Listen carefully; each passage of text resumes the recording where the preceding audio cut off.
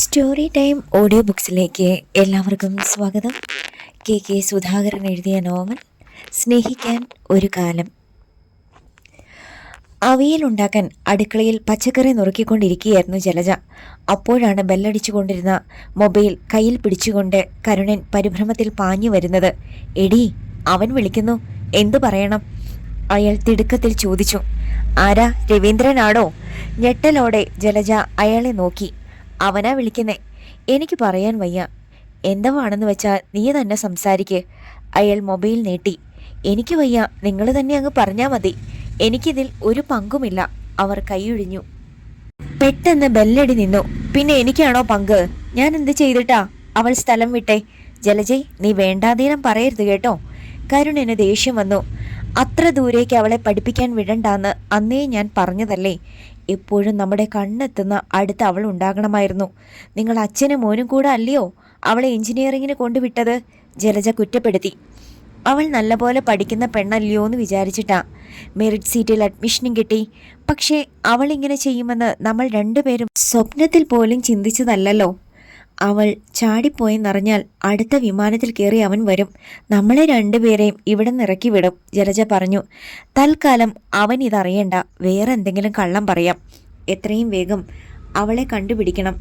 അവൾ തന്തയുടെ അടുത്ത് പോയതാണെന്ന് ഞാൻ വിശ്വസിക്കുന്നില്ല. ഇത് ഏതാണ്ട് വേറെ ചുറ്റിക്കളിയാ. പെട്ടെന്ന് കരുണൻ്റെ മൊബൈൽ വീണ്ടും ബെല്ലടിക്കാൻ തുടങ്ങി. അവൻ പിന്നെയും വിളിക്കുന്നടി, അയാൾ പറഞ്ഞു. എടുക്ക്, എന്നിട്ട് എന്തെങ്കിലും പറ, അല്ലെങ്കിൽ അവൻ ഇനിയും വിളിച്ചുകൊണ്ടിരിക്കും. രണ്ടും കൽപ്പിച്ച് കരുണൻ കോൾ എടുത്തു. ഹലോ അച്ഛാ, ഞാനാ രവി. മനസ്സിലായിട മോനെ. രവീന്ദ്രൻ ഇൻ്റർനെറ്റ് വഴിയാണ് വിളിക്കുന്നത്. അത് കാരണം അവൻ്റെ നമ്പർ മൊബൈലിൽ തെളിയാറില്ല. എന്നാലും വിളിക്കുന്നത് രവീന്ദ്രനാണെന്ന് പെട്ടെന്ന് മനസ്സിലാകും. ഇൻ്റർനെറ്റ് വഴി വേറെ ആരും വിളിക്കാറില്ല. ഞാൻ നേരത്തെ ഒന്ന് വിളിച്ചായിരുന്നു. അന്നേരം അച്ഛൻ പറമ്പിൽ നിൽക്കുമായിരുന്നു മോനെ. തെങ്ങിന് തടമെടുക്കാൻ കുറ്റിയിലെ കേശവൻ വന്നിട്ടുണ്ട്. ഇടയ്ക്ക് പറമ്പിലെ പണികൾ ചെയ്യാൻ വരുന്ന ജോലിക്കാരനാണ് കേശവൻ. അവൾ വന്നോ? രവീന്ദ്രൻ ചോദിച്ചു. വീണയെക്കുറിച്ചാണ് അവൻ ചോദിക്കുന്നതെന്ന് അയാൾക്ക് മനസ്സിലായി. ആര്? എങ്കിലും അറിയാത്ത മട്ടിൽ അയാൾ ചോദിച്ചു. വീണ അല്ലാതെ വേറെ ആരുടെ കാര്യമാ? ഇന്നലെ ഞങ്ങൾ പോയില്ലടാ. അവളുടെ പരീക്ഷ കഴിഞ്ഞിട്ടില്ല. ഒരു പരീക്ഷ കൂടുണ്ട്. അത് അടുത്ത ബുധനാഴ്ചത്തേക്ക് മാറ്റിവെച്ചെന്ന് അവൾ വിളിച്ചു പറഞ്ഞു. വ്യാഴാഴ്ച പോയി ഞങ്ങൾ അവളെ വിളിച്ചോണ്ട് വരാം, കരുണൻ പറഞ്ഞു. എപ്പോഴാ പരീക്ഷ? രാവിലെയാണെന്ന് തോന്നുന്നു. എന്നാ പിന്നെ അന്ന് വെളുപ്പിന് നിങ്ങൾക്ക് പോകാൻ മേലെ. ഉച്ചയ്ക്ക് മുമ്പ് അങ്ങ് ചെല്ലുമല്ലോ. അന്ന് തന്നെ അവളെ കൊണ്ടുവരികയും ചെയ്യാം. എന്നാ ബുധനാഴ്ച വെളുപ്പിന് പോകാം. അടുത്ത മാസം 18-ാം തീയതി ഞാൻ നാട്ടിൽ വരും. ഇത്തവണ കല്യാണം കഴിഞ്ഞേ തിരിച്ചു വരൂ. ഒരു മാസത്തെ ലീവേ ഉള്ളൂ. കരുണൻ ദുർബലമായി മൂളി. വന്നു കഴിഞ്ഞാൽ ഒരാഴ്ചക്കകം കല്യാണം നടത്തണം. അതിനു പറ്റിയ ഒരു മുഹൂർത്തം ജോത്സ്യനെ കൊണ്ട് കുറിപ്പിക്കണം. ചെറിയ തോതിൽ നടത്തിയാൽ മതി കല്യാണം. നമ്മുടെ അടുത്ത ബന്ധുക്കൾ മാത്രം മതി. നാട്ടുകാരെ ഒന്നും വിളിക്കണ്ട. ശരി മോനെ. അമ്മ എന്തേ? ഇവിടുണ്ട്, കൊടുക്കണോ? വേണ്ട എന്ന മട്ടിൽ ജലജ ഭയത്തോടെ കൈ കാട്ടി അയാളെ വിലക്കി. വേണ്ട, വിവരമൊക്കെ അച്ഛൻ പറഞ്ഞാൽ മതി. അടുത്ത വെള്ളിയാഴ്ച ഞാൻ വിളിക്കാം. കോൾ കട്ടായി. തളർച്ചയോടെ കരുണൻ കസേരയിലേക്ക് ചാരി. അവൻ എന്തവാ പറഞ്ഞേ? ജലജ ചോദിച്ചു. അടുത്ത മാസം 18-ാം തീയതി വരും. ഒരാഴ്ചക്കകം കല്യാണം നടത്തണമെന്ന്. അവർ ഞെട്ടി. അവൻ വരുന്നതിന് മുമ്പ് നമുക്ക് വല്ല കാശിയിലോ രാമേശ്വരത്തോ പോകാം. അതാ നല്ലത്. വെട്ടൊന്ന് മുറി രണ്ട് എന്നതാണ് രവീന്ദ്രൻ്റെ സ്വഭാവം. തല്ലാനും കൊല്ലാനും ഒരു മടിയുമില്ലാത്തവൻ. നീയാ എഴുത്തിങ്ങെടുത്തോണ്ട് വന്നേ. പെട്ടെന്ന് ഓർമ്മ വന്നതുപോലെ കരുണൻ പറഞ്ഞു. എന്തിനാ ഇപ്പം അത്? ജലജ ചോദിച്ചു. നീ പറയുന്നത് കേക്ക് ജലജെ. അയാൾക്ക് ദേഷ്യം വന്നു. അവർ ചെന്ന് കിടപ്പുമുറിയിലെ അലമാരയിൽ നിന്ന് ഡയറി എടുത്ത് തുറന്ന് അതിൽ ഭദ്രമായി സൂക്ഷിച്ചിരുന്ന 4 മടക്കിയ കടലാസ് എടുത്തു. വീണ എഴുതി വെച്ച കത്തായിരുന്നു അത്. ജലജ അത് കൊണ്ടുചെന്ന് കരുണിന് കൊടുത്തു. അയാളത് മനസ്സിരുത്തി വീണ്ടും വായിച്ചു. പിന്നെ തലയുയർത്തി അവരെ നോക്കി. അയാളുടെ കണ്ണുകളിൽ പ്രതീക്ഷയുടെ ഒരു തിളക്കമുണ്ടായിരുന്നു. വിജയൻ തമിഴ്നാട്ടിലെ ഏതെങ്കിലും ജയിലിലുണ്ടെങ്കിൽ നമുക്കത് കണ്ടുപിടിക്കാൻ പറ്റുമടി. എങ്ങനെ? ചേർത്തലയിലെ ലളിതയുടെ ആങ്ങള കോയമ്പത്തൂരിലല്ലയോ അവൻ വിചാരിച്ച. ജലജയുടെ ബന്ധുവാണ് ചേർത്തലയിൽ താമസിക്കുന്ന ലളിത. അവളുടെ മൂത്ത സഹോദരൻ വിശ്വനാഥൻ കോയമ്പത്തൂരിൽ DYSP ആണ്. പോലീസ് ഡിപ്പാർട്ട്മെൻറ്റിലെ ഒരു ഓഫീസർ വിചാരിച്ചാൽ സെൻട്രൽ ജയിലിൽ ജീവപര്യന്തം അനുഭവിക്കുന്ന ഒരു തടവ് പുള്ളിയെ കണ്ടുപിടിക്കാൻ പറ്റാതിരിക്കുമോ? അത് ശരിയാ, വിശ്വനോട് പറഞ്ഞാൽ മതി. ജലജയുടെയും പ്രതീക്ഷ വർദ്ധിച്ചു. എൻ്റെ കയ്യിൽ നമ്പറുണ്ട്. ഞാൻ ഇപ്പം തന്നെ വിശ്വനാഥനെ വിളിക്കാം. ഒട്ടും സമയം കളയാതെ അയാളുടെ നമ്പർ എടുത്ത് കരുണൻ അപ്പോൾ തന്നെ വിളിച്ചു. ഹലോ, ആരിത്? വിശ്വനാഥൻ കോൾ എടുത്തു. വിശ്വ, ഇത് ഞാനാ, ഹരിപ്പാട്ടെ കരുണൻ. എന്താ ചേട്ടാ വിശേഷം? വീട്ടിൽ നിന്നാണോ വിളിക്കുന്നേ? വിശ്വനാഥൻ്റെ സ്വരം പെട്ടെന്ന് സൗഹൃദത്തിൻ്റെതായി. ഒരു വിശേഷമുണ്ട് വിശ്വ, എനിക്ക് തൻ്റെ ഒരു സഹായം വേണം. ഇപ്പോൾ ഡ്യൂട്ടിയിലോ മറ്റോ ആണോ? അല്ല, ഞാൻ ക്വാർട്ടേഴ്സിലാണ്. ഡ്യൂട്ടി കഴിഞ്ഞ് വന്നതേ ഉള്ളൂ. എനിക്കൊരു അനിയത്തി ഉണ്ടായിരുന്നു, സുഭദ്ര. അവൾ മരിച്ചിട്ടിപ്പോൾ 10-15 വർഷം കഴിഞ്ഞു. അതിനു മുമ്പേ അവളുടെ ഭർത്താവ് വിജയൻ നാട് വിട്ടുപോയി. മരിച്ചുപോയി കാണുമെന്നായിരുന്നു ഞങ്ങളുടെ വിചാരം. കാരണം അവൻ പിന്നെ നാട്ടിലേക്ക് വന്നിട്ടേയില്ല. എന്താ, പുതിയ വിവരം വല്ലതും കിട്ടിയോ? വിശ്വനാഥൻ ചോദിച്ചു. ഉവ്, അവനിപ്പോൾ തമിഴ്നാട്ടിലെ ഏതോ ജയിലിൽ ജീവപര്യന്തം ശിക്ഷിക്കപ്പെട്ട് കിടക്കുകയാണെന്ന് ഒരറിവ് കിട്ടി. അതിൽ വലിയ സത്യവുമുണ്ടോയെന്ന് അന്വേഷിച്ച് കണ്ടുപിടിക്കാൻ പറ്റുമോ? വിജയൻ അല്ലേ? എന്ത് പ്രായം കാണും ഇപ്പോൾ? 50 വയസ്സ് വരും. വെളുത്ത് മെലിഞ്ഞിട്ടായിരുന്നു നാട് വിടുമ്പോൾ. ഈ വിവരം എവിടുന്നാ കിട്ടിയേ? സുഭദ്രയുടെ മോൾ തൃശ്ശൂരിൽ എഞ്ചിനീയറിങ്ങിന് പഠിക്കുകയായിരുന്നു. അവൾ ഒരു കത്തെഴുതി വെച്ചിട്ട് എങ്ങോട്ടോ പോയി. ആ കത്തിൽ അച്ഛൻ തമിഴ്നാട്ടിലെ ജയിലിലുണ്ടെന്നും അവൾ അങ്ങോട്ട് പോവുകയാണെന്നും എഴുതിയിരിക്കുന്നേ. അപ്പോൾ അവളും മിസ്സിംഗ് ആണ്. അതെ, അവളുടെ പേരെന്താണ്? വീണ. ഫോട്ടോ ഉണ്ടോ വീട്ടിൽ? ഉണ്ട്. അവളുടെ മൊബൈൽ നമ്പർ പറയാമോ? അവൾക്ക് മൊബൈൽ ഇല്ല വിശ്വ, കരുണൻ പറഞ്ഞു. അത് കഷ്ടമായി പോയല്ലോ ചേട്ടാ. മൊബൈൽ ഉണ്ടായിരുന്നെങ്കിൽ അവളെ പെട്ടെന്ന് ട്രേസ് ചെയ്യാമായിരുന്നു. എന്നാലും വിജയൻ എന്ന കൺവിക്റ്റിനെ കുറിച്ച് ഞാൻ അന്വേഷിക്കാൻ ചേട്ടാ. നമുക്കതിനുള്ള സോഴ്സ് ഉണ്ട്. താങ്ക്സ് വിശ്വ. ശരി, വെച്ചോ ചേട്ടാ.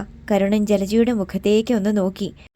അവൻ ഏത് ജയിലിലാണെങ്കിലും വിശ്വൻ കണ്ടുപിടിക്കും. എന്നാൽ നമ്മൾ രക്ഷപ്പെട്ടു. രണ്ടുപേരും ആശ്വാസത്തോടെ പരസ്പരം നോക്കി. തന്തയെ കണ്ടുപിടിക്കാൻ പറ്റിയില്ലെങ്കിൽ മോളെയെങ്കിലും വിശ്വൻ തപ്പിപ്പിടിച്ചു തരും. നമുക്ക് ഏതായാലും മതിയല്ലോ. മതി എന്ന അർത്ഥത്തിൽ ജലജ തലകുലുക്കി. ഓഫീസിലെ ഒരു മീറ്റിംഗിലായിരുന്നു വിൽസൺ. അപ്പോഴാണ് അയാളുടെ പോക്കറ്റിൽ മൊബൈൽ വൈബ്രേറ്റ് ചെയ്തത്. മീറ്റിംഗിൽ പങ്കെടുക്കുമ്പോൾ അയാൾ മൊബൈൽ സൈലന്റ് മോഡിൽ ഇടുകയാണ് പതിവ്. അയാൾ അതെടുത്തു നോക്കി. മാധുരിയാണ് വിളിക്കുന്നത്. പിന്നെ വിളിക്കാം. അയാൾ അപ്പോൾ തന്നെ ഒരു മെസ്സേജ് കൊടുത്തു. മീറ്റിംഗ് അവസാനിച്ചപ്പോൾ 12:30 മണിയായി. കോൺഫറൻസ് ഹാളിൽ നിന്നിറങ്ങി സ്വന്തം മുറിയിലേക്ക് നടക്കുന്നതിനിടയിൽ അയാൾ മാധുരിയെ വിളിച്ചു. ഹലോ. പെട്ടെന്ന് അവളുടെ മധുരമായ ശബ്ദം വന്നു. ഞാനൊരു മീറ്റിങ്ങിലായിരുന്നു മധു, അയാൾ പറഞ്ഞു. എനിക്ക് തോന്നി. എന്താ നീ വിളിച്ചേ? WCAയിൽ അന്വേഷിക്കണമെന്ന് നീ പറഞ്ഞില്ലേ? ഇന്ന് രാവിലെ ഞാൻ നിർമ്മലയെ വിളിച്ചു. എന്നിട്ട് കൂട്ടുകാരി എന്തു പറഞ്ഞു? ഒരു രക്ഷയുമില്ല മോനെ. 7-8 കോളേജ് സ്റ്റുഡൻസ് അവിടെ ഉണ്ട്. യൂണിവേഴ്സിറ്റി എക്സാം കഴിഞ്ഞാൽ ഉടൻ അവർ റൂം വെക്കേറ്റ് ചെയ്യും. അതിന് 3 മാസം കൂടി കഴിയണം. പിന്നെന്ത് ചെയ്യും? ഈപ്പച്ചായൻ്റെ പുത്രി അവിടെ തന്നെ താമസിക്കട്ടെ, മാധുരി പറഞ്ഞു. അത് ശരിയാവത്തില്ല. അതെന്താ? പറ്റില്ല, അത്ര തന്നെ. മനസ്സിലായി? ആ കൊച്ചി വീട്ടിലുണ്ടെങ്കിൽ നിന്റെ തോന്നിയാസങ്ങൾ നടക്കത്തില്ല. എന്ത് തോന്നിയാസങ്ങൾ? അയാൾ നിഷ്കളങ്കത നടിച്ചു. എന്നെക്കൊണ്ടൊന്നും പറയിക്കണ്ട. നിനക്ക് മോശമല്ലാത്ത വെള്ളമടിയുണ്ടെന്ന് എനിക്കറിയാം, മാധുരി പറഞ്ഞു. നിനക്ക് എങ്ങനെ അറിയാം? പണ്ട് ഫ്ലാറ്റായിരുന്നു നിന്റെ വയറ്, ഇപ്പോൾ ലേശം വലുതായിട്ടുണ്ട്. വെള്ളമടി കൂടിയാൽ കുടവയറുണ്ടാകുമെന്ന് ആർക്കാ അറിയാത്തത്? വിൽസൺ ചിരിച്ചു. ആഴ്ചയിൽ 2 ലാർജ്. അതൊന്നും വെള്ളമടിയല്ല മധു. അതും ഹണിയുമായിട്ട് എന്ത് ബന്ധം? പണ്ട് ബാറിൽ വെച്ച് സംഗതി നടക്കും. ഇപ്പോൾ ഫ്രണ്ട്സിനെ വീട്ടിൽ കൊണ്ടുവന്നല്ലേ പരിപാടി നടത്തുന്നത്. ആ കൊച്ചവിടെയുള്ളത് നിനക്ക് അസൗകര്യമാ. അതുകൊണ്ടല്ലേ അതിനെ അവിടുന്ന് പാക്ക് ചെയ്യാൻ നിനക്ക് ധൃതി? അതൊന്നുമല്ല മധു. ഞാൻ ഒറ്റയ്ക്ക് താമസിക്കുന്ന വീട്ടിൽ ഒരു പെണ്ണുണ്ടെന്നറിഞ്ഞാൽ പലരും പലതരത്തിൽ അതിനെ വ്യാഖ്യാനിക്കും. അയാൾ കാരണം പറഞ്ഞു. നമ്മൾ ക്ലീനാണെങ്കിൽ ആരെയും പേടിക്കേണ്ട കാര്യമില്ല. എൻ്റെ കാര്യം വിട്. ഞാൻ ഇനി പെണ്ണ് കെട്ടാനൊന്നും പോകുന്നില്ല. പക്ഷേ അതല്ലല്ലോ അവളുടെ കാര്യം. തൽക്കാലം ആ കുട്ടി അവിടെ താമസിക്കട്ടെ. ഏതെങ്കിലും ഹോസ്റ്റൽ കിട്ടുമ്പോൾ അങ്ങോട്ട് മാറട്ടെ. അല്ലെങ്കിൽ അവളെ എറണാകുളത്തേക്ക് വിട്. ഇവിടെ ഞാൻ എവിടെയെങ്കിലും അക്കോമഡേഷൻ റെഡിയാക്കി കൊടുക്കാം, മാധുരി പറഞ്ഞു. താങ്ക്സ് മധു. എന്തായാലും ഒരാഴ്ച കൂടി നോക്കാം. എന്നിട്ട് ഞാൻ വിളിക്കാം. Okay Wills. അല്ലെങ്കിലും എപ്പോൾ വേണമെങ്കിലും നിനക്ക് എന്നെ വിളിക്കാമല്ലോ. ശരിയടാ. വിൽസന് നഷ്ടബോധം തോന്നി. മാധുരിയെ നഷ്ടപ്പെടാൻ കാരണം തൻ്റെ പപ്പയും ഹണിയുടെ ചാച്ചനുമാണ്. പപ്പ 3 വർഷം മുമ്പ് മരിച്ചു. ആ പഴയ പക പോക്കാനാണെങ്കിൽ ഈപ്പച്ചായനോട് വീട്ടാവുന്നതേ ഉള്ളൂ. അതിന് പറ്റിയ ചാൻസാണ് ഇപ്പോൾ കയ്യിൽ കിട്ടിയിരിക്കുന്നത്. അയാൾ ഉച്ചയ്ക്ക് ഊണ് കഴിച്ചിട്ട് വന്നപ്പോൾ രതീഷിൻ്റെ വിളി വന്നു. അണ്ണാ, ഇപ്പോൾ ഫ്രീ ആണോ? എന്താടാ? അടുത്ത സൺഡേ നമ്മുടെ റോണിയുടെ ബർത്ത്ഡേയാ. അവൻ പറഞ്ഞു. ആണോ? ഞാൻ അറിഞ്ഞില്ല. നമുക്കത് ആഘോഷിക്കണ്ടേ? ഡിന്നർ മതി. വൈകിട്ട് ഒരു 7 മണിയാകുമ്പോൾ ഞങ്ങൾ എല്ലാവരും കൂടി അങ്ങ് വരാം. സ്കോച്ച് മതിയല്ലോ, ഞാൻ കൊണ്ടുവരാം. ഫുഡിന്റെ കാര്യം ഉല്ലാസ് ഏറ്റിട്ടുണ്ട്. റോണിയുടെ ബർത്ത്ഡേ അല്ലേ, അതുകൊണ്ട് അവനെ കൊണ്ട് നമ്മളൊന്നും ചിലവാക്കിക്കേണ്ട. രതീഷ്, ഒരു പ്രോബ്ലം ഉണ്ട്. സൺഡേ ഞാനിവിടെ കാണത്തില്ല. പെട്ടെന്ന് വിൽസൺ പറഞ്ഞു. എവിടെ പോകും? ഉത്സാഹം നഷ്ടപ്പെട്ടതുപോലെ അവൻ ചോദിച്ചു. നാട്ടിലൊന്ന് പോണം. അത് അടുത്ത ആഴ്ചക്കത്തേക്ക് മാറ്റി വെച്ചുകൂടെ അണ്ണാ? ഒരു മനസ്സമ്മതമുണ്ട് രതീഷേ, അത് മാറ്റിവെക്കാൻ പറ്റുമോ? എന്നാൽ തലേ ദിവസം ആക്കിയാലോ? Saturday night. അവൻ വിടാൻ ഭാവമില്ലായിരുന്നു. 2-3 ദിവസമുണ്ടല്ലോ. ഞാൻ പറയാൻ രതീഷേ. ഓക്കെ അണ്ണ, താങ്ക്സ്. വിൽസൺ കോൾ കട്ട് ചെയ്തു. നാളെ വീണ്ടും അവൻ വിളിക്കും. അപ്പോഴേക്ക് എന്തെങ്കിലും ഒഴിവുകഴിവുകൾ കണ്ടുവെക്കണം. അയാൾ അന്ന് പതിവിലും നേരത്തെ ഓഫീസിൽ നിന്നിറങ്ങി. വീട്ടിൽ ചെന്നപ്പോൾ വീണ മുറ്റമടിക്കുകയാണ്. അവൾ മുറികൾ തൂത്തു തുടച്ച് വൃത്തിയാക്കിയിരുന്നു. ഹണി, ഇതിൻ്റെ ഒന്നും ആവശ്യമില്ല. ഒന്നിടവിട്ട ദിവസങ്ങളിൽ ശാന്തമ്മ വരും, വിൽസൺ പറഞ്ഞു. വെറുതെ ഇരുന്ന് ബോറടിച്ചുവെങ്കിൽ. അതുകൊണ്ടാണ്. ബോറടി മാറ്റാൻ ഒരു മാർഗമുണ്ട്. നീ ചെന്ന് വേഗം ഡ്രസ് ചെയ്തു വാ. എന്തിനാണ്? പറഞ്ഞതനുസരിക്കൂ കൊച്ചേ. വീണ ചെന്ന് വേഗം വേഷം ധരിച്ച് പുറത്തേക്ക് പോകാൻ തയ്യാറായി. കേറ് വണ്ടിയിൽ. അവൾ അയാളോടൊപ്പം കാറിൻ്റെ ഫ്രണ്ട് സീറ്റിലിരുന്നു. അയാൾ ചാല കമ്പോളത്തിലേക്കാണ് വണ്ടി ഓടിച്ചത്. ഒരാഴ്ചത്തേക്കുള്ള അരിയും എണ്ണയും പല വ്യഞ്ജനങ്ങളും പച്ചക്കറികളും അവർ വാങ്ങി. അറിയാവുന്ന കുക്കിംഗ് ചെയ്യ്, കെട്ടിച്ചു വിടുമ്പോൾ നിനക്കത് ഗുണം ചെയ്യും, അയാൾ പറഞ്ഞു. അവൾ ചിരിച്ചതേയുള്ളൂ. രാത്രിയിലേക്കുള്ള ഭക്ഷണം പാഴ്സലായി വാങ്ങിയാണ് അവർ വീട്ടിലേക്ക് മടങ്ങിയത്. പിറ്റേന്ന് രാവിലെ വിൽസൺ നടക്കാൻ പോയിട്ട് തിരിച്ചു വരും മുമ്പേ ശാന്തമ്മ വന്നു. വൃത്തിയായി കിടന്ന വീടും അടുക്കളയിലെ വിഭവങ്ങളും അവർ കണ്ടു. കൊച്ചു പോകുന്നില്ലേ? അവർ ചോദിച്ചു. ഇല്ല, അവൾ പറഞ്ഞു. അതോടെ ശാന്തമ്മയുടെ മുഖം മങ്ങി. ഈ പെണ്ണ് ഇവിടെയുണ്ടെങ്കിൽ തൻ്റെ പണി തെറിച്ചത് തന്നെ. ഏറ്റവും കൂടുതൽ ശമ്പളം ഇവിടെ നിന്നാണ് കിട്ടുന്നത്. അതുപോലെ വേറെ ആരും തരില്ല. നശിക്കാൻ തന്നെയാണോ മോളെ നിന്റെ ഉദ്ദേശം? ശാന്തമ്മ സ്നേഹരൂപേണ ചോദിച്ചു. അതെന്താ ശാന്തമ്മ ചേച്ചി അങ്ങനെ ചോദിച്ചേ? വീണയ്ക്ക് മനസ്സിലായില്ല. വിൽസൺ സാർ കണ്ടാൽ വലിയ മാന്യനാ, പക്ഷെ തനി സ്വഭാവം എനിക്കറിയാം. 2-3 കൊല്ലമായി ഞാൻ ഇവിടെ ജോലി ചെയ്യാൻ തുടങ്ങിയിട്ട്. പ്രായമായ സ്ത്രീ ആയതുകൊണ്ടായിരിക്കും എന്നോട് മോശമായിട്ടൊന്നും ഇതുവരെ സംസാരിച്ചിട്ടില്ല. പക്ഷേ എന്താ ശാന്തമ്മ ചേച്ചി? അവരുടെ മുഖഭാവം കണ്ടപ്പോൾ ഹണിയൊന്ന് പേടിച്ചു. ഇവിടെ പല പെണ്ണുങ്ങളെയും വിൽസൺ സാർ കൊണ്ടുവരാറുണ്ട് മോളെ. നല്ല പോലെ കുടിക്കുകയും ചെയ്യും. രാത്രിയിൽ മോൾ ഇവിടെ ഒറ്റയ്ക്കാ. സാറിന് മോളോട് എന്തെങ്കിലും തോന്നിയാലോ? ഞാൻ അങ്കിളിൻ്റെ ബന്ധുവാ ചേച്ചി. ബന്ധുവാണെന്ന് പറഞ്ഞിട്ടൊന്നും കാര്യമില്ല മോളെ. കുടിച്ചു കഴിഞ്ഞാൽ പിന്നെ ആണുങ്ങൾക്ക് എല്ലാ പെണ്ണുങ്ങളും ഒരുപോലെയാ. മോള് വാ, ചേച്ചി ഒരു കാര്യം കാണിക്കാം. ശാന്തമ്മ അവളെയും കൊണ്ട് കിച്ചണോട് ചേർന്ന സ്റ്റോർ റൂമിലേക്ക് ചെന്നു. അവിടെ മേശത്തട്ടിൻ്റെ കീഴിലേക്ക് വെച്ചിരുന്ന ബിഗ് ഷോപ്പർ എടുത്ത് ശാന്തമ്മ അത് തുറന്നു കാണിച്ചു. നിറയെ ഒഴിഞ്ഞ മദ്യക്കുപ്പികൾ. ഇത് മാത്രമല്ല മോളെ, അവർ എവിടെ നിന്നോ ഒരു ചെറിയ പ്ലാസ്റ്റിക് ഡബ്ബയെടുത്ത് വീണയുടെ കയ്യിൽ കൊടുത്തു. തുറന്നു നോക്ക്. അവൾ അത് തുറന്നു നോക്കി. അതിലുണ്ടായിരുന്നത് 2-3 ലേഡീസ് ഹാൻഡ് കർച്ചീഫുകൾ, ഉണങ്ങിയ മുല്ലപ്പൂമാല, ഹെയർ പിന്നുകൾ, സേഫ്റ്റി പിന്നുകൾ. ഇതെല്ലാം മുകളിലത്തെ ബെഡ്റൂം അടിച്ചു വരുമ്പോൾ ചേച്ചിക്ക് കിട്ടിയതാ മോളെ. വീണയുടെ കയ്യിലിരുന്ന് ആ പ്ലാസ്റ്റിക് ഡബ്ബ വിറച്ചു. സത്യമാണോ ശാന്തമ്മ ചേച്ചി പറയുന്നതൊക്കെ? അമ്പരപ്പിൽ നിന്ന് മുക്തിയാകാതെ വീണ ചോദിച്ചു. ഞാനെന്തിനാ മോളോട് കള്ളം പറയുന്നേ? അല്ലെങ്കിൽ തന്നെ ഈ സാധനങ്ങൾ കണ്ടാൽ ബുദ്ധിയുള്ള ആർക്കും മനസ്സിലാകത്തില്ലയോ ഞാൻ പറഞ്ഞതെല്ലാം സത്യമാണെന്ന്? കയ്യിലിരുന്ന പ്ലാസ്റ്റിക് ഡബ്ബയിലേക്ക് വീണ വീണ്ടും നോക്കി. ഏത് പെണ്ണിൻ്റെ മുടിയിൽ ചൂടിയിരുന്നതാണ് ഈ ഉണങ്ങിയ മുല്ലമുട്ടുമാല? ഏത് പെണ്ണിൻ്റെ ബ്ലൗസിൽ കുത്തിയിരുന്നതാണ് ഈ സേഫ്റ്റി പിന്നുകൾ? ഏത് പെണ്ണിൻ്റെ മുഖം തുടച്ചതാണ് ഈ ഹാൻഡ് കർച്ചീഫ്? ഏത് പെണ്ണിൻ്റെ? ഞാനതൊന്നും അറിഞ്ഞ മട്ട് കാണിക്കാറില്ല മോളെ. എനിക്കെന്ത് ഛേദം? ഞാൻ വരുന്നു, എൻ്റെ ജോലി ചെയ്തിട്ട് പോകുന്നു. 1-ാം തീയതി കൃത്യമായിട്ട് ശമ്പളവും തരുന്നുണ്ട്. വിൽസൺ സാറിനെ ഗുണദോഷിക്കാൻ ചെന്നാൽ നിങ്ങൾ നിങ്ങളുടെ ജോലി നോക്കിയാൽ മതി തള്ളേ എന്ന് പറഞ്ഞാൽ എനിക്ക് വല്ല മറുപടിയുമുണ്ടോ? വീണ അവരുടെ മുഖത്തേക്ക് മിഴിച്ചു നോക്കി. എങ്ങനെയാ വിൽസൺ സാറും മോളും തമ്മിൽ ബന്ധം? എൻ്റെ ചാച്ചൻ്റെ കസിനാ വിൽസൺ അങ്കിളിൻ്റെ ഡാഡി, വീണ പറഞ്ഞു. എന്തിനാ മോൾ ഇവിടെ താമസിക്കാൻ വന്നേ? എൻ്റെ ചേച്ചി ഓസ്ട്രേലിയയിലാ. ചാച്ചനും അമ്മച്ചിയും അങ്ങോട്ട് പോയിരിക്കുക. എന്നെ ഇവിടെ ഹോസ്റ്റലിൽ ചേർത്ത് എന്തെങ്കിലും ജോലി മേടിച്ചു തരാമെന്ന് വിൽസൺ അങ്കിൾ പറഞ്ഞപ്പോൾ ശാന്തമ്മ പൊട്ടിച്ചിരിച്ചു. ഈ തിരുവനന്തപുരത്ത് പെണ്ണുങ്ങൾക്ക് താമസിക്കാനുള്ള 1000 ഹോസ്റ്റലെങ്കിലും കാണും മോളെ. എന്നിട്ട് ഒരിടത്തെങ്കിലും മോൾക്ക് താമസ സൗകര്യം ഉണ്ടാക്കി തന്നോ വിൽസൺ സർ? അവൾക്ക് മറുപടിയില്ലായിരുന്നു. തരത്തില്ല. സാറിൻ്റെ ഉദ്ദേശം വേറെയാ. വല്ല പെണ്ണുങ്ങളെയും കൊണ്ടുവന്നാൽ കാശ് കൊടുക്കണം. ഇതാവുമ്പോൾ അത് വേണ്ട. തന്നെയുമല്ല ചോറും കറിയും വെച്ചു കൊടുക്കുകയും ചെയ്യും. എല്ലാം കൊണ്ടും ലാഭമാ. വീണയുടെ കയ്യിലിരുന്ന പ്ലാസ്റ്റിക് ഡബ്ബ ശാന്തമ്മ തിരിച്ചു വാങ്ങി. ഞാൻ എന്തിനാ ഇതൊക്കെ പറയുന്നത് എന്നായിരിക്കും ഇപ്പം മോളുടെ വിചാരം. എൻ്റെ ഇളയ മോൾ അശ്വതിക്ക് മോളുടെ അതേ പ്രായമാണ്. മോളെ കാണുമ്പോൾ എൻ്റെ അശ്വതിയെ എനിക്ക് ഓർമ്മ വരും. അനാവശ്യമായിട്ട് ഏതെങ്കിലും ഒരുത്തൻ അവളുടെ ദേഹത്ത് തൊട്ടാൽ അവൻ്റെ കൈ ഞാൻ വെട്ടിയിടും. ശാന്തമ്മയുടെ മുഖഭാവം കണ്ടപ്പോൾ അവൾക്ക് പേടി തോന്നി. ആണുങ്ങളെല്ലാം കള്ളന്മാരാ മോളെ. നമ്മളെ പാട്ടിലാക്കാൻ അവർ പല കളികളും കളിക്കും. മോൾ അതിലൊന്നും വീഴരുത്. മോൾ വന്നിട്ടിപ്പം 2-3 ദിവസമായില്ലേ? ഇതുവരെ ഏതെങ്കിലും ഹോസ്റ്റലിൽ കൊണ്ടുചെന്നാക്കിയോ? ഇല്ല. ഓരോ ഒഴിവൊഴിവുകൾ പറഞ്ഞ് അതങ്ങ് നീട്ടിക്കൊണ്ടു പോകും. അല്ലെങ്കിൽ നോക്കിക്കോ, ശാന്തമ്മ ചേച്ചി പറഞ്ഞതിൽ വല്ല വ്യത്യാസവും ഉണ്ടെന്ന്. രാവിലെ പ്രാതലിന് ഉപ്പുമാവ് ഉണ്ടാക്കാനുള്ള തയ്യാറെടുപ്പിലായിരുന്നു വീണ. ശാന്തമ്മയുടെ സംസാരം കേട്ടതോടെ അവളുടെ ഉത്സാഹം മുഴുവൻ നശിച്ചു. അതുകൊണ്ട് സാർ വരുമ്പോൾ പറയണം, ഇന്ന് തന്നെ ഏതെങ്കിലും ഹോസ്റ്റലിൽ മോളെ കൊണ്ടു ചെന്ന് വിടണമെന്ന്. അല്ലെങ്കിൽ വേറെ എങ്ങോട്ടെങ്കിലും പോകുമെന്ന് പറയണം. ഈ വീട്ടിൽ മോൾ വേറെ ആരുമില്ലാതെ താമസിക്കുന്നത് ആപത്താ. മനസ്സിലായോ ശാന്തമ്മ ചേച്ചി പറയുന്നത്? മനസ്സിലായി എന്ന മട്ടിൽ വീണ തലകുലുക്കി. ഞാൻ ഈ പറഞ്ഞ കാര്യമൊന്നും വിൽസൺ സാർ അറിയല്ലേ മോളെ? ഇല്ല. മോൾ ഇവിടുന്ന് പോകാതിരിക്കാൻ വേണ്ടി സാറ് സോപ്പിട്ട് സംസാരിക്കും. അതിലൊന്നും വീണു പോകല്ലേ?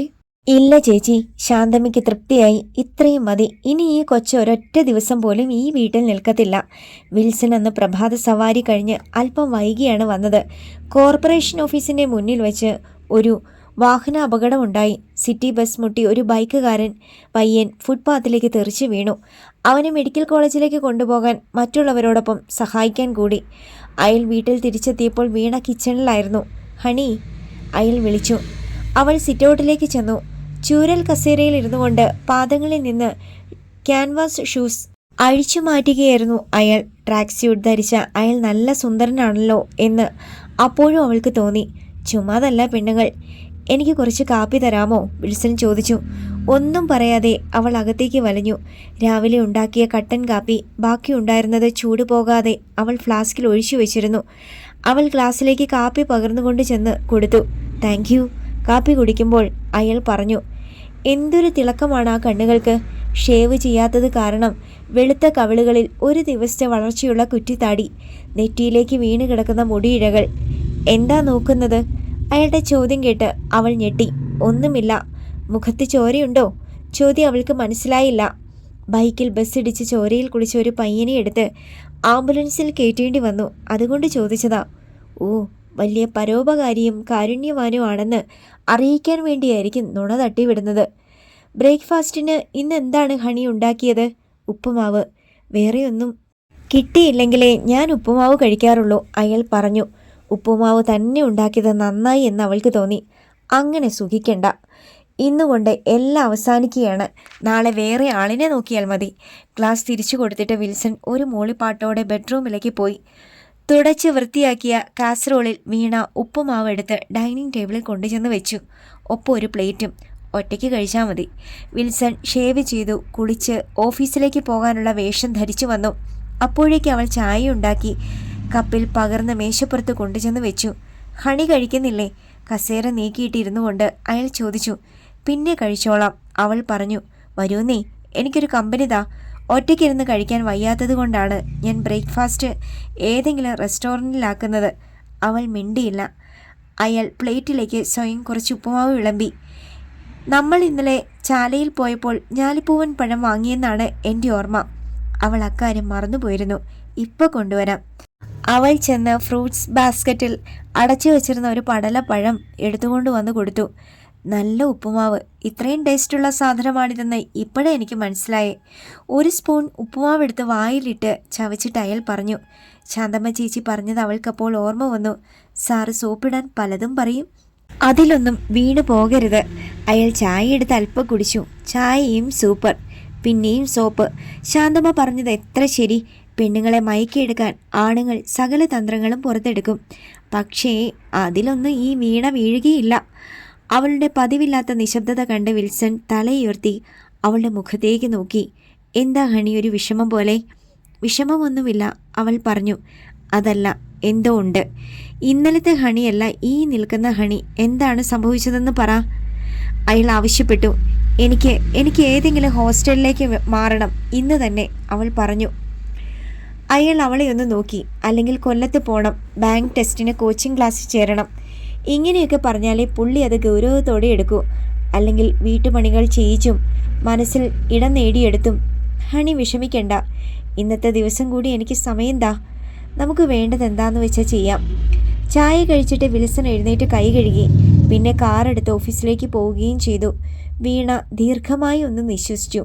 പറയേണ്ടതുപോലെ പറഞ്ഞാലേ കാര്യം നടക്കൂ. രക്ഷപ്പെടാൻ അതേയുള്ളൂ മാർഗം. അവൾ ചെന്ന് മുൻവാതിലടച്ച് ബോൾട്ടിട്ട് ഉപ്പുമാവും ചായയും കഴിക്കാനിരുന്നു. ഹണി മുഷിഞ്ഞ തുണികൾ കഴുകാൻ സോപ്പുപൊടി കലക്കിയ വെള്ളത്തിലേക്ക് മുക്കി വെച്ചു. ശ്രീരാജിൻ്റെ ആദ്യത്തെ ശമ്പളം കിട്ടുമ്പോൾ ഒരു വാഷിംഗ് മെഷീൻ വാങ്ങണമെന്ന് അപ്പോൾ തന്നെ അവൾ മനസ്സിൽ കുറിച്ചിട്ടു. ഡ്യൂട്ടി കഴിഞ്ഞു വന്ന് പാവം ഉറങ്ങാൻ കിടന്നതേ ഉള്ളൂ. രാത്രിയിൽ ജോലി, പകലുറക്കം. മധുവിധ രാത്രികളല്ല, മധുവിധു പകലുകളാണ്. മൊബൈൽ ബെല്ലടിക്കുന്നത് കേട്ട് അവൾ ബാത്റൂമിൽ നിന്ന് വേഗം വന്നു. നനഞ്ഞ വിരലുകൾ ടവലിൽ തുടച്ചിട്ട് ഫോൺ എടുത്തു. വീണയാണ് വിളിച്ചത്. എല്ലാം കുഴപ്പമായിടി, അവൾ പറഞ്ഞു. എന്തു കുഴപ്പം? ഹണി ചോദിച്ചു. നമ്മൾ ആരും വിചാരിച്ച പോലത്തെ ആളല്ല നിന്റെ വിൽസൺ അങ്കിൾ. എന്ന് വെച്ചാൽ അയാൾ അത്ര ജെന്റിൽമാൻ ഒന്നുമല്ല. പിന്നെ ചീത്തയാണ്. അത് നിനക്കെങ്ങനെ മനസ്സിലായി? നിന്റെ അടുത്ത് എന്തെങ്കിലും വഷളത്തരം കാണിച്ചോ? സംശയത്തോടെ ഹണി ചോദിച്ചു. അതിനുള്ള അവസരം ഇതുവരെ ഉണ്ടായില്ല, പക്ഷെ എപ്പോൾ വേണമെങ്കിലും ഉണ്ടാകും. നീ തെളിച്ചു പറയടി, ഹണി ആവശ്യപ്പെട്ടു. അയാൾ മദ്യപിക്കും. കുടിച്ചിട്ട് വന്നോ അങ്കിൾ? ഇല്ല, പക്ഷേ സ്റ്റോർ റൂമിൽ ഒരു ചാക്ക് നിറച്ച് ബ്രാൻഡി കുപ്പികൾ കെട്ടിവെച്ചിട്ടുണ്ട്. ചില ആണുങ്ങളൊക്കെ ഇത്തിരി കുടിച്ചെന്നിരിക്കും. എൻ്റെ ചാച്ചൻ രാത്രിയിൽ കഴിക്കുന്നതിന് മുമ്പ് കുറച്ച് ബ്രാൻഡി കുടിക്കാറുണ്ട്. അതൊന്നും അത്ര വലിയ കാര്യമായിട്ട് എടുക്കണ്ട, ഹണി സമാധാനിപ്പിച്ചു. അതുമാത്രമല്ലടി, പിന്നെ അയാളെ കാണാൻ പെണ്ണുങ്ങൾ വരാറുണ്ട് ഇവിടെ. എന്തിന്? ഒറ്റയ്ക്ക് താമസിക്കുന്ന ഒരു പുരുഷനെ കാണാൻ ഒരു പെണ്ണ് വരുന്നത് എന്തിനാണെന്ന് ഞാൻ പറഞ്ഞു തരണോ നിന്നോട്? വീണ ചോദിച്ചു. നീ കണ്ടോ? ഇല്ല. പിന്നെ എങ്ങനെ അറിഞ്ഞു? ശാന്തമ്മ ചേച്ചിയാണ് പറഞ്ഞത്. ആരാ ഈ ശാന്തമ്മ ചേച്ചി? ഇവിടുത്തെ പാർട്ട് ടൈം സെർവൻറ്റ്. അവർ കണ്ടിട്ടുണ്ടോ? ഇല്ല, പക്ഷെ അവർക്ക് തെളിവുകൾ കിട്ടിയിട്ടുണ്ട്. എന്നെ ഇന്ന് കാണിച്ചു, വീണ പറഞ്ഞു. എന്ത് തെളിവുകൾ? വീണ ഏതെല്ലാം ഹണിയോട് പറഞ്ഞു. സത്യമാണോടി? ഹണിക്ക് വിശ്വാസമായില്ല. ഞാനെന്തിനാ നിന്നോട് നുണ പറയുന്നേ? എനിക്ക് പേടിയാ ഇവിടെ താമസിക്കാൻ. ഞാനങ്ങ് വന്നാലോ എന്നാ എൻ്റെ ആലോചന. ഹണി ഒന്ന് ഞെട്ടി. ഇങ്ങോട്ടോ? 2 ബെഡ്റൂമില്ലേ അവിടെ? ഒരെണ്ണം മതിയല്ലോ നിങ്ങൾക്ക്. ഞാനൊരു ശല്യമാകത്തില്ലടി. ഹണിക്ക് അതേക്കുറിച്ച് ആലോചിക്കാൻ പോലും കഴിഞ്ഞില്ല. ശ്രീയുടെയും തൻ്റെയും ഈ സ്വർഗത്തിലേക്ക് എന്തായാലും ഒരു കട്ടുറുമ്പ് കയറി വരണ്ട. എനിക്ക് സന്തോഷമേ ഉള്ളടി. പക്ഷെ വേറൊരു പ്രോബ്ലം ഉണ്ട്, ഹണി പറഞ്ഞു. എന്ത് പ്രോബ്ലം? ശ്രീയുടെ ഓഫീസിലെ ഒരു ഫ്രണ്ടും വൈഫും വേറൊരു ഫ്ലാറ്റിലാണ് താമസം. ഹൗസ് ഓണർ മറ്റന്നാൾ ദുബായിൽ നിന്ന് വരും. അപ്പോഴത്തേക്ക് ഫ്ലാറ്റ് ഒഴിഞ്ഞു കൊടുക്കണം. വേറെ താമസ സ്ഥലം കിട്ടിയതുമില്ല. തൽക്കാലം അവർ ഇങ്ങോട്ടാ വരുന്നത്. ചോദിച്ചപ്പോൾ ശ്രീക്ക് സമ്മതിക്കേണ്ടി വന്നു. അയ്യോ, പിന്നെ ഞാൻ എന്തു ചെയ്യും? വിഷണ്ണയായി വീണ ചോദിച്ചു. എന്തായാലും നീ 2-3 ദിവസം കൂടി അവിടെ നിൽക്ക്. ശ്രീയുമായി ആലോചിച്ചിട്ട് നമുക്കൊരു വഴി കണ്ടുപിടിക്കാം. പക്ഷേ ഹണി, ഞാൻ പിന്നെ വിളിക്കാം, നീ വെച്ചോ. ഹണി കോൾ കട്ട് ചെയ്തു. അവൾ ബെഡ്റൂമിൽ ചെന്ന് നോക്കിയപ്പോൾ ശ്രീരാജ നല്ല ഉറക്കം. കൂട്ടുകാരിയൊക്കെയാണ് വീണ, പക്ഷേ അവൾ സുന്ദരിയായൊരു പെണ്ണാണ്. അവളും കൂടി ഈ ഫ്ലാറ്റിൽ താമസത്തിന് വന്നാൽ അത് ശരിയാവത്തില്ല. സ്നേഹിച്ചു കിട്ടിയതാണെങ്കിലും ആണുങ്ങളുടെ മനസ്സിന് ഇളക്കം തട്ടാൻ അധിക സമയമൊന്നും വേണ്ട. എന്തിനാ വെറുതെ അങ്ങനെയൊരു റിസ്ക് എടുക്കുന്നത്? ഉച്ചവരെ ശ്രീരാജ് കിടന്നുറങ്ങി. 1 മണിയായപ്പോൾ ഹണി അവനെ വിളിച്ചുണർത്തി. എഴുന്നേറ്റു വാ, ചോറുണ്ണാം. 2 പേരും കൂടി കഴിക്കാനിരുന്നു. ഇത് ഭയങ്കര അടിയായി പോയല്ലോ ശ്രീ, അവൾ പറഞ്ഞു. എന്ത് ഈ നൈറ്റ് ഷിഫ്റ്റ്? രാത്രിയിൽ ഞാൻ ഉറക്കം വരാതെ കിടന്ന് എപ്പോഴെങ്കിലും ഉറങ്ങും.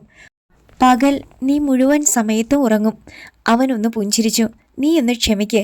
മാസത്തിൽ 2 ആഴ്ച നൈറ്റ് ഷിഫ്റ്റിൽ വർക്ക് ചെയ്തേ പറ്റൂ. പിന്നെ 2 ആഴ്ച നമ്മുടെ രാത്രികളാണ്. വീണ വിളിച്ച കാര്യം അവനോട് പറയണോ എന്ന് അവൻ ഒരു നിമിഷം ആലോചിച്ചു.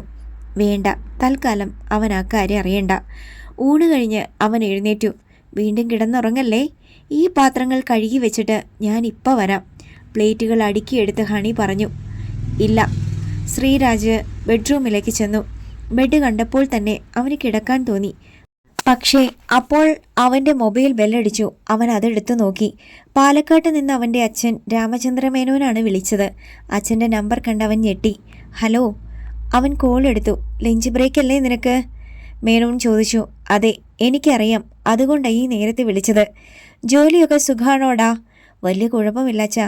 എന്നാലും എല്ലാം പഠിച്ചു വരുന്നത് വരെ കുറച്ച് ബുദ്ധിമുട്ടുണ്ട്. നിന്റെ താമസമൊക്കെ എങ്ങനെ? ഞാനും ഒരു ഫ്രണ്ടും കൂടി ഒരു ഫ്ലാറ്റ് റെൻറ്റിനെടുത്തു. ആഹാരമൊക്കെ വെളിയിൽ നിന്നാണ് കഴിക്കുന്നേ. അടുത്ത സൺഡേ ഞങ്ങൾ എറണാകുളത്തിന് വരുന്നുണ്ട്, മേനോൻ പറഞ്ഞു. ശ്രീരാജ് ഒന്ന് ഞെട്ടി. എന്തിനാ അച്ഛാ? വടക്കാഞ്ചേരിയിലുള്ള നമ്മുടെ വിജയൻ്റെ മൂത്ത മോൻ രഘുനന്ദൻ്റെ കല്യാണമാ അന്ന്. അവിടെ തൃപ്പൂണിത്തറ അമ്പലത്തിൽ വെച്ചാ. അമ്മയ്ക്ക് വരണമെന്ന് ആഗ്രഹം.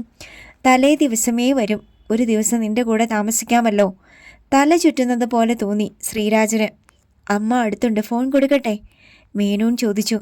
വേണ്ടച്ചാ, ഞാൻ രാത്രിയിൽ വിളിച്ചോളാം. ഇപ്പം സമയമില്ല. എന്നാ വെച്ചോ മോനെ. അവൻ കോൾ കട്ട് ചെയ്തു. പാത്രങ്ങൾ കഴുകി വെച്ചിട്ട് ഹണി വന്നപ്പോൾ അവൻ വിളറിയ മുഖത്തോടെ ഇരിക്കുന്നുണ്ടായിരുന്നു. എന്താ ശ്രീ, എന്തു പറ്റി? അവൻ്റെ ഇരിപ്പ് കണ്ട് അവൾ ചോദിച്ചു. അവൻ കാര്യം പറഞ്ഞു. അയ്യോ, എന്തു ചെയ്യും നമ്മൾ? ഞെട്ടലോടെ അവൾ ചോദിച്ചു. 4-5 ദിവസത്തെ സമയമുണ്ടല്ലോ, നമുക്ക് എന്തെങ്കിലും ഒരു വഴി കണ്ടുപിടിക്കാം.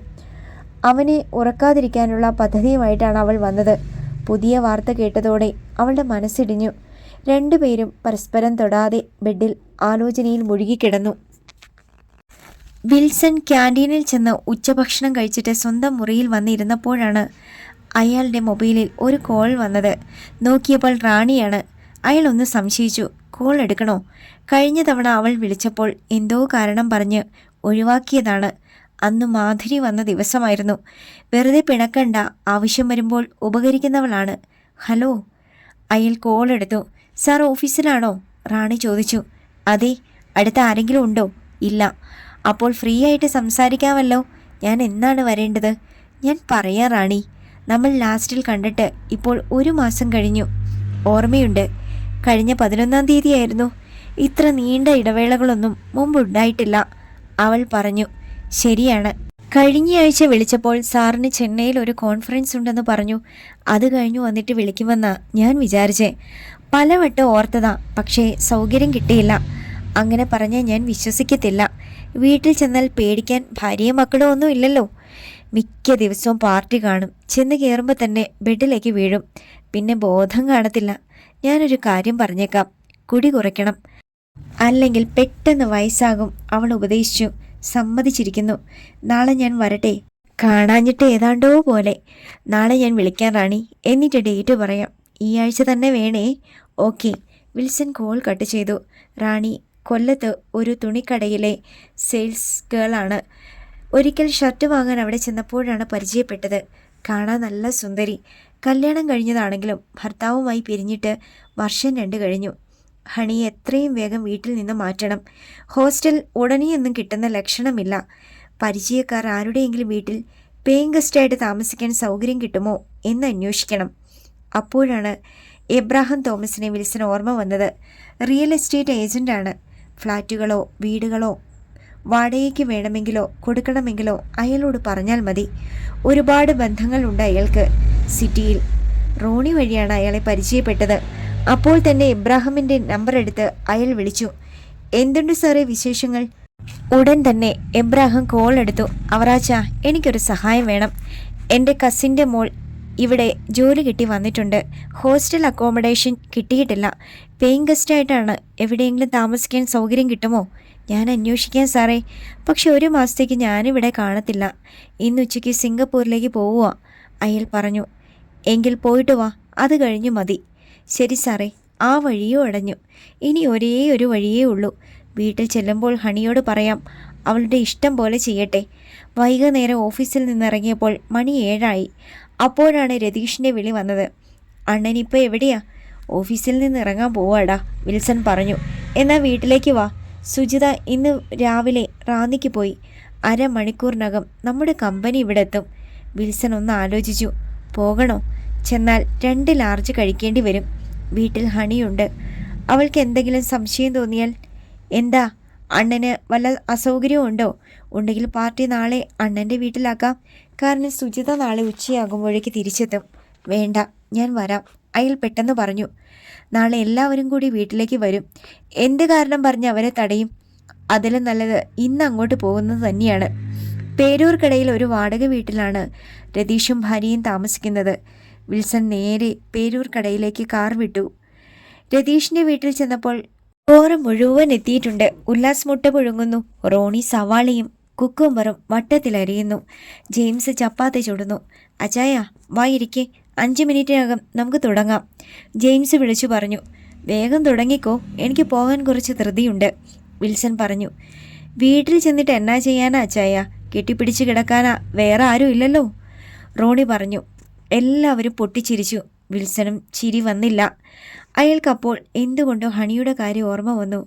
ഡൈനിങ് ടേബിളിൽ ഒരു ഫുൾ ബോട്ടിൽ വിസ്കിയും അതിനു ചുറ്റും 5 ഗ്ലാസുകളും നിരന്നു. തുല്യ അളവിൽ ഗ്ലാസുകളിലേക്ക് വിസ്കി പകർന്നത് രതീഷാണ്. ചപ്പാത്തിയും ചിക്കൻ ഫ്രൈയും സലാഡും മുട്ടയും ഒക്കെ മേശപ്പുറത്ത് നിരന്നു. ആദ്യത്തെ റൗണ്ട് കഴിഞ്ഞ് രണ്ടാമത്തേതും രതീഷ് ഗ്ലാസ്സിൽ ഒഴിച്ചു. എനിക്ക് മതി, പോയിട്ടൊരാവശ്യമുണ്ട്, ഗ്ലാസ് കൊടുക്കാതെ വിൽസൺ പറഞ്ഞു. എല്ലാവരും അത്ഭുതത്തോടെ അയാളെ നോക്കി. എന്തു പറ്റി എണ്ണ? 5 എണ്ണം കൂളായിട്ട് കഴിക്കുന്ന അണ്ണനാണോ ഒന്നിൽ നിർത്തുന്നത്? ലജ്ജാവഹം. ഗ്ലാസ് മേടിച്ച് ഒഴിയട രതീഷേ, ഉല്ലാസ് പറഞ്ഞു. രതീഷ് അയാളുടെ ഗ്ലാസ് വാങ്ങി വീണ്ടും ഒഴിച്ചു. പക്ഷേ അതുകൂടി കുടിച്ചിട്ട് വിൽസൺ അപ്പോൾ തന്നെ യാത്ര പറഞ്ഞു. അണ്ണാ, വല്ല ചുറ്റിക്കളിയും തുടങ്ങിയോ? കുറേ ദിവസമായിട്ട് അണ്ണൻ്റെ ഒഴിഞ്ഞു മാറൽ കണ്ടിട്ട് എനിക്കൊരു ഡൗട്ട് അടിക്കുന്നുണ്ട്, രതീഷ് പറഞ്ഞു. പോടാ.